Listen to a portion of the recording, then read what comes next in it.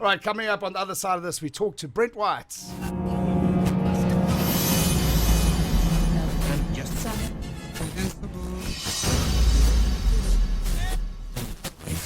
like he got it. It was really 1981. You're listening to RTLSA.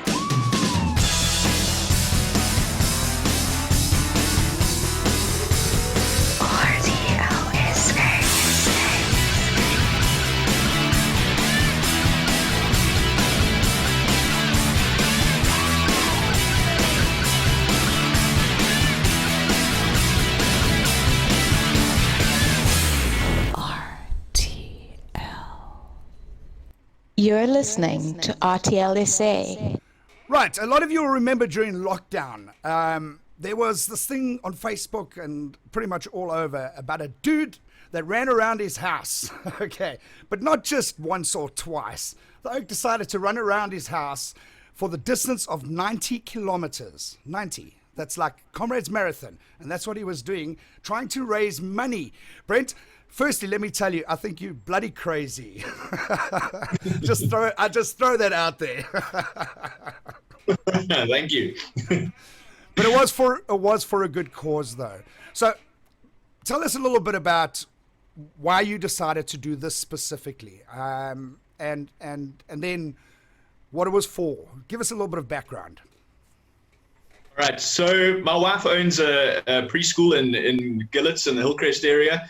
And basically lockdown hit, and with many of the other preschools in the area, they were forced to close. And obviously with them closing, parents kind of take the moral decision, do we pay, don't we pay? And so they most of the parents there unfortunately chose not to pay. But as the school goes, there's still responsibilities to pay staff, to pay the lights, to pay the water, etc. And so we got to a point where I felt it was the right thing to do to help my wife out, help the school out, because this was more than just about money. It was about people's livelihood. It was about people's, respect for living type of thing. And so I decided to do some sort of fundraising. I didn't expect to run Comrades. I thought I'd just do a few laps around the garden and hope people would just kind of throw money my way. Eventually, the closer we got to the day, the more people were like, yeah, go, this is going to be awesome. And so eventually I had to run this bloody thing. Have you run the Comrades before? I have run the Comrades. I haven't finished it. I've run it once, and I was full of flu the year that I ran it. So I got about 60 Ks, and I thought, no, I better pull out then. Yeah, and I hadn't trained up to this point doing distance training. I'd been running quite a lot in my garden, doing sort of 5K runs and things like that, but nothing huge distance. Okay. Okay, firstly, how big is your house? How many times did you have to run around your house to do 90 kilometers? And how long did it take you? So my house isn't that big. It came just short of about 600 laps. I've got quite a nice track going around my house now. I've absolutely destroyed the grass. Thank God it's a flat property and there's no hills there really. So it was a flat route. But I ran in a time that I completely surprised myself in. I came in just short of 10 hours. Wow, incredible! That's a good medal, isn't it? It's don't you get a silver for that or something like that? It's a bronze medal in there, but I mean, when I was running Comrades on the road, I was aiming for around the 10-hour mark. So to be doing it in the garden and coming in sub 10 hours, I mean, as I said, completely surprised myself.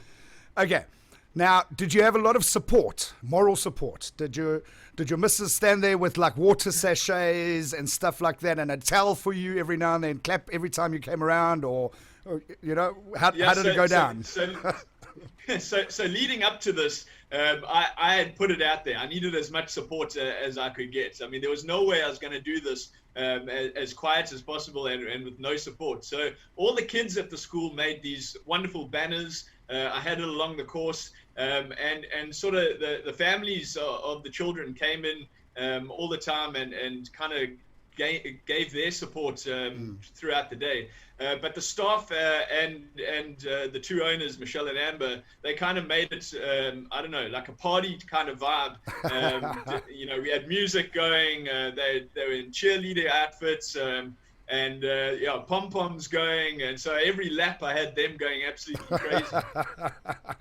I hope they've decided to erect a statue of you at the school. All right. No, not quite. What was the result? How did you guys do?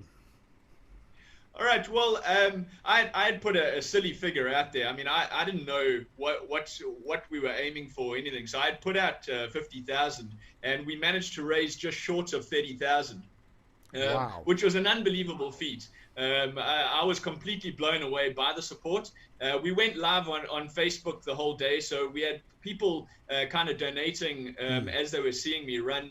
I was doing interviews about the staff, so there was a little bit of information given about the school as well. The money just kept flowing in. So I was so super grateful, and we're able to basically pay through the staff that month, and it pretty much saved the school and did amazing stuff for the school, just putting it out there.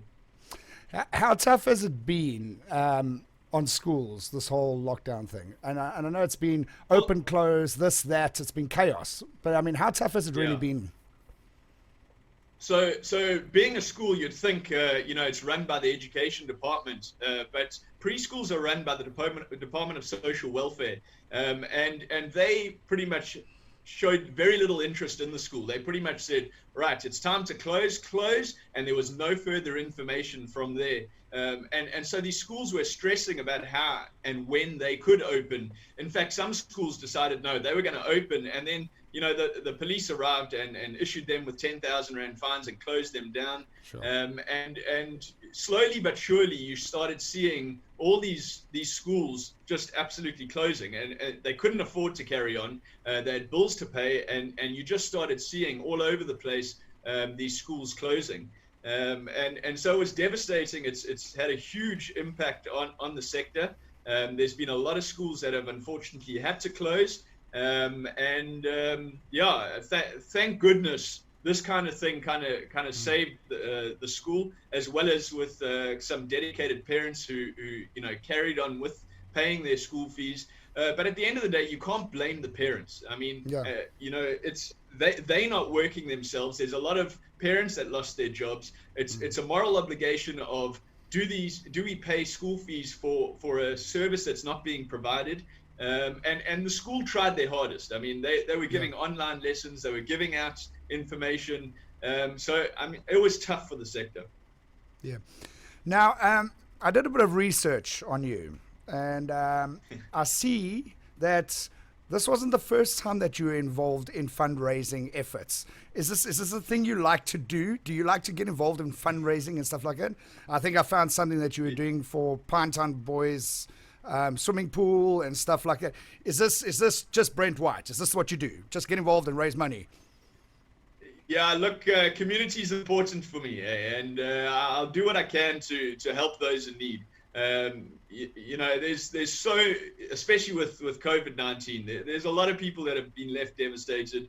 There's a lot of people out there that just need our help, and it's just part of my family's. It's not only me; my wife is just as big into it as I am, we just try and help where we can.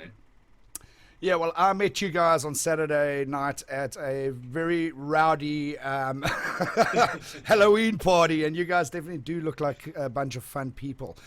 Brent, thank you for joining us today and giving us a little bit of insights into what you did. I do this thing in my show where we do a power play trivia, and I'm going to put you on the spot right now, okay? Because today's question was, and you look like a smart guy, so you might know the answer.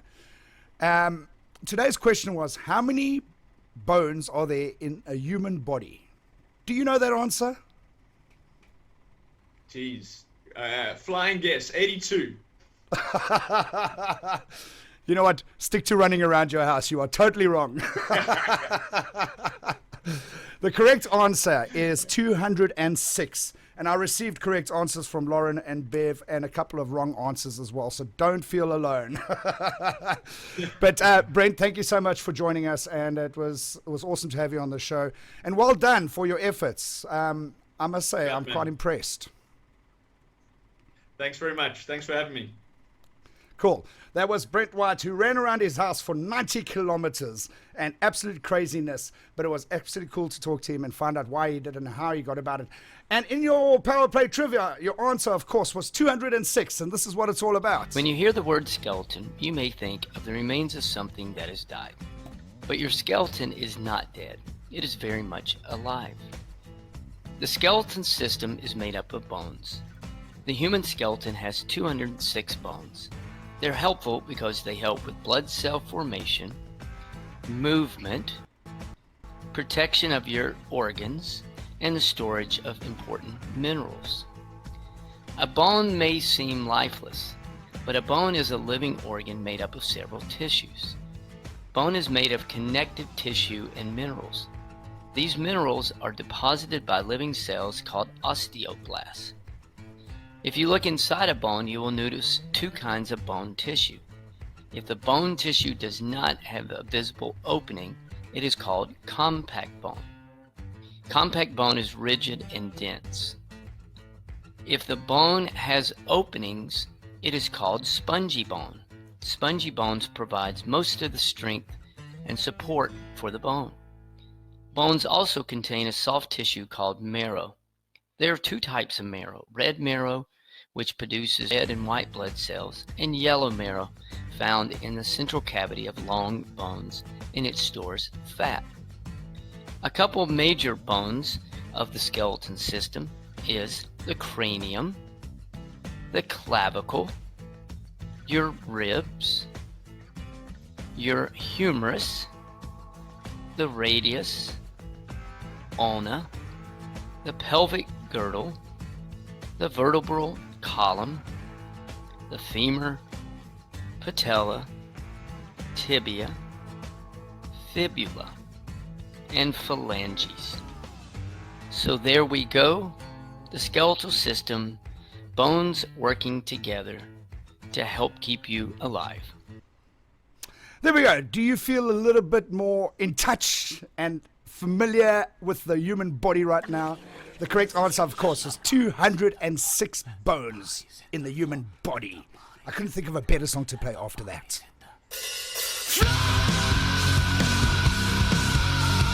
It's Drowning Pool and Bodies on RTLSA. Your burning topic coming up